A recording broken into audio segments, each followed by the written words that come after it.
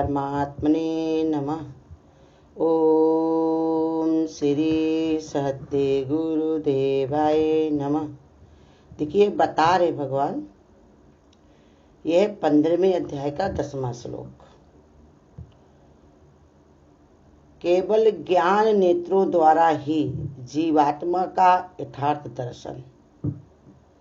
इस श्लोक में क्या बता रहे भगवान?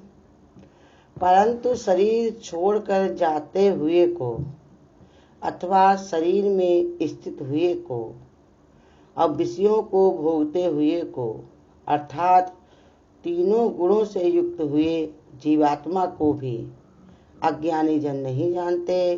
केवल ज्ञान रूप नेत्रों वाले ज्ञानी जन ही तत्व से जानते हैं। ऐसे समझा रहे भगवान कि जो जीवात्मा के रूप में जो शरीर में भगवान है, तो उसको सब कोई नहीं जान पाता। कौन जानता है?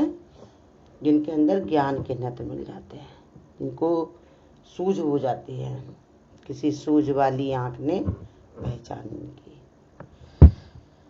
चाहे जीवात्मा शरीर में स्थित हो, चाहे वो शरीर से वियुक्त हो गया हो, चाहे वो यहाँ दिखाई दे, चाहे विषयों को भोगता हुआ दिखाई दे या सुख दुख मोह इत्यादि गुणों से युक्त दिखता हो, परंतु जो लोग विषय भोगों की लालसा से अपने चित्त को उसमें लगाकर उसमें उसी प्रकार से मोहित होते हैं, वे उस जीवात्मा को नहीं पहचान पाते। कहते देखो, चाहे खाते पीते हुए विषयों को भोगते हुए मोह ममता में पड़े हुए को अगर कोई जानना चाहे तो जान नहीं सकता,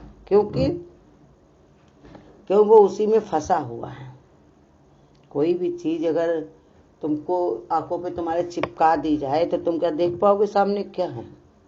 नहीं दिखाई पड़ेगा ना। ऐसे ये मोहित माने उसी में लिप्त हो जाना। जैसे तेल और पानी है, एक में लिप्त कर दिया जाए, घोट दिया जाए, मिला दिया जाए, फेंट दिया जाए तो पता चलेगा ना? पानी पता चलेगा ना ही तेल पता चलेगा। तो ऐसे ये बता रहे कि जीवात्मा कैसे नहीं अपने को देख पाती, क्योंकि वो उसी में मोहित हो जाती है, उसी में फंस जाती है। इसी के कारण वो उसको देख नहीं पाती है। तो कहते नेत्रों से कहा कि देख नहीं पा सकते। इसके विपरीत जिन्होंने अपने ज्ञान के नेत्रों को विवेक के द्वारा खोल लिया है, वे जीवात्मा को परमात्मा का सनातन अंश समझने में सामर्थ होते हैं। कहते जिन्होंने अपने विवेक के नेत्र खोल लिए गुरु शरण में जाकर के कि भगवान ही भगवान है, भगवान ही भगवान है। ज्ञान नेत्र अंदर से तुम्हारी जो सूझ वाली आंख है, अनुभव वाली आंख है कि किसकी शक्ति से सब क्या है। देखो आंखें तो लगी रहती लेकिन रोशनी उसमें नहीं होती, क्योंकि आंखों में चेतनता नहीं है, इसलिए आंखों की रोशनी नहीं दिखाई पड़ती। आंखें होती हैं, कहते कान के ऐसे गड्ढे बने रहते लेकिन उनमें सुनाई नहीं पड़ता। वहां तक भगवान अपनी चेतनता वहां तक नहीं पहुंचाते, क्योंकि देखा जाए तो सूक्ष्म रूप से उसमें जीव है, लेकिन वो चेतनता उसके अंदर नहीं होती कर्म के कारण। जिसको आंख नहीं मिली, कान नहीं मिले, मुंह नहीं है या हाथ पैर नहीं कुछ भी, तो देखेंगे लोग हाय हाय हाय बेचारा, कैसा बेचारा दुखिया है, लाओ हम इसको ये कर दे, मदद कर दे। लेकिन भगवान सब कुछ दे रहा था, आखिर उसको क्यों नहीं दिया? कर्म के कारण। तो बता रहे ऐसे ही वो एक विचार अलग हो गया। दूसरा ये बता रहे कुछ लोगों के पास आंख भी होती है, कान भी होते हैं, मुंह भी होता है, लेकिन वो काम सही नहीं कर पाते। आंख को जो दिखाना वो दिखाते नहीं, जो नहीं दिखाना बस वही आंख देखती रहती है। कान को जो सुनाना है तो वो नहीं सुनते हैं, अन्यथा दुनिया की चीजें वो सब सुनते रहते हैं। मुंह से जो बोलना वो नहीं बोलते, लेकिन दुनिया का बवाला करते रहते हैं। भगवान वो भजन में लाइन नहीं है, आंख कहे हम दर्शन करवे, मनवा कहे हम देखवे बवाला, जपू कैसे माला, मन मत वाला जपू कैसे माला। कान कहे हरि भजन सुनेंगे, मनवा कहे हम सुनवे बवाला, जपू कैसे माला।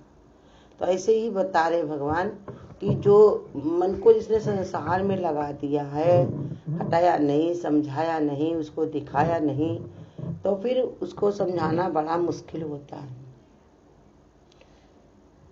तो इसलिए समझा रहे भगवान कि एक ये होता है, और दूसरा ये बताया कि आंखें कान सब कुछ होने पर भी वो सही ढंग से रास्ता अपना नहीं पाता, क्योंकि उसकी अभी विवेक की दृष्टि नहीं खुली। तभी ये समझा रहे हैं कि जिसके अंदर विवेक के नेत्र खुल जाते हैं वे जीवात्मा को परमात्मा का सनातन अंश समझने में सामर्थ्य होते हैं। सनातन अंश माने जब से सृष्टि बनी है वो परमात्मा से ही बनी है, और परमात्मा ही सब जगह व्याप्त है।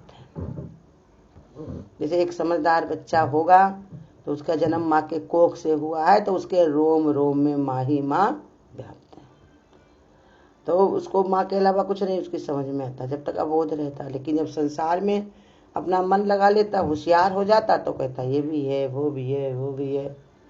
तो वह ऐसे ही जो भगवान का भक्त होता है तो वो तो एक ही बात मानता कि सबका सनातन अंश परमात्मा है।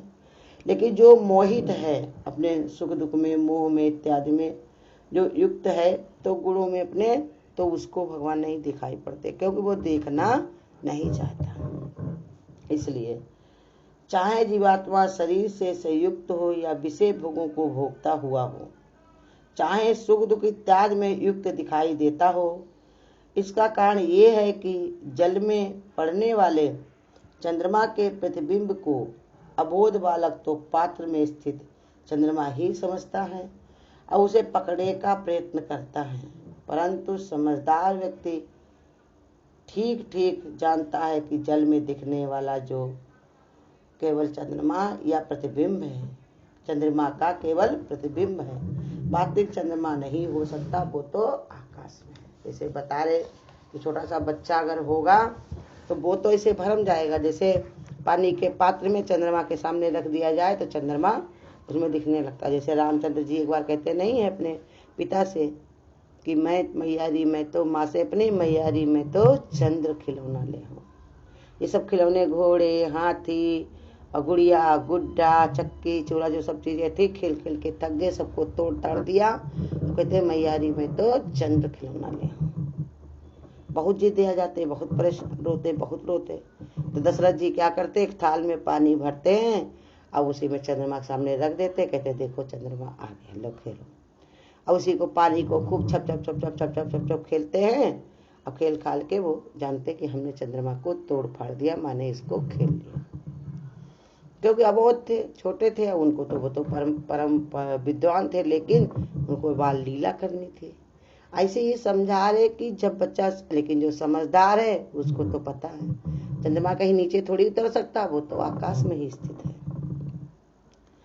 लेकिन जो अबोध बच्चा होता वो ऐसे मान लेता। तो वही समझा रहे कि जिनके विवेक नेत्र खुल गए हैं भगवान की तरफ, तो वो परमात्मा को सनातन अंश माने, उसके अंदर जो भी चीज दिखाई पड़ती है उसका अंश सिर्फ परमात्मा ही परमात्मा है। यहाँ संसार में शरीर बड़ा हुआ या कोई वस्तु बढ़ी गई, जैसे कोई पेड़ है बहुत लंबा चौड़ा बहुत बड़ा हो गया दरख्त, लेकिन वो बीज रूपी परमात्मा ही है उसमें, अब वो बीज से वही पेड़ बना है जो बीज जिसका है, पूरा का पूरा वही है। तो यही समझा रहे भगवान कि हम, और ये संसार का बीज कौन है, परमात्मा ही। संसार को भगवान ने कहा परमात्मा ने ही बनाया, उसी से उपजा। और हम लोगों को भी रोज गुरु यही सिखा रहे कि तुमने अपना संसार कैसे बनाया, अपने से ही बनाया। जब तुम धरती पर आए हो तो यहीं पर मैं, मेरे, मेरी माँ, मेरे बाप, मेरे सास, मेरे ससुर, घर द्वार, ये वो सब उसी में तुम बैठे हुए हो। और मैं का, भगवान ने कहा मैं का पर्दा हटा दो तो तू ही है, तू ही है, सब तेरा ही है, तेरा है। मैं का दिया जब तक जलता है तब तक भगवान ने कहा ये बोध नहीं होता।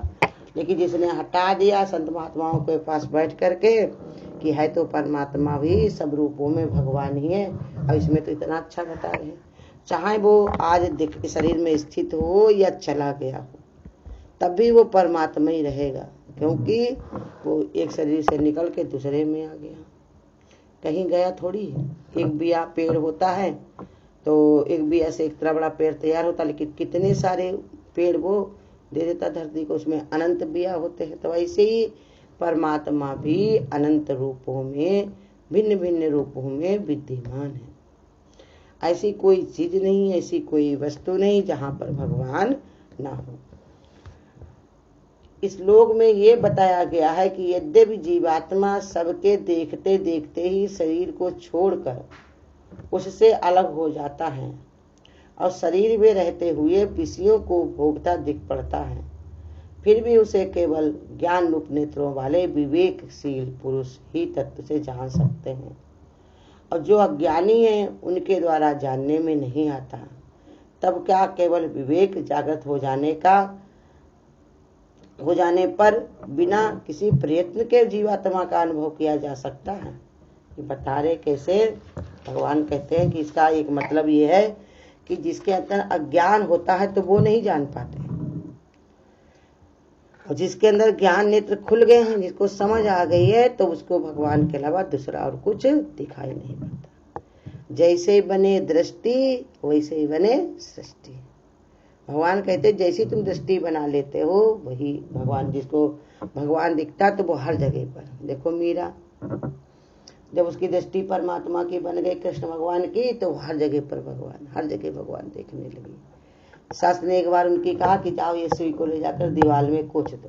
पहले आज डिब्बी में सब लोग रखते हैं, पहले ऐसा नहीं था, लोग दीवारों में से गड़ा देते थे, कौन ढूंढे छप्पर, यही सब होती थी। उनके तो खैर महल था मीरा के,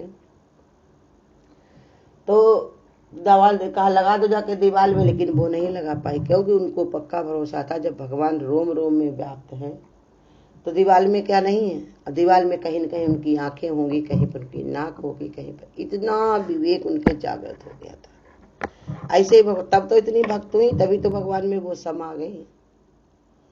हमारे लोगों का इतना विवेक नहीं जागृत होता है, तो कहीं पर भगवान देखते हैं, कहीं पर भगवान नहीं दिखाई पड़ते हैं। जब प्रकृति हमारे अनुकूल होती है तो हम भगवान भगवान रखते हैं, और वही प्रतिकूल हो जाए तो भगवान है नहीं।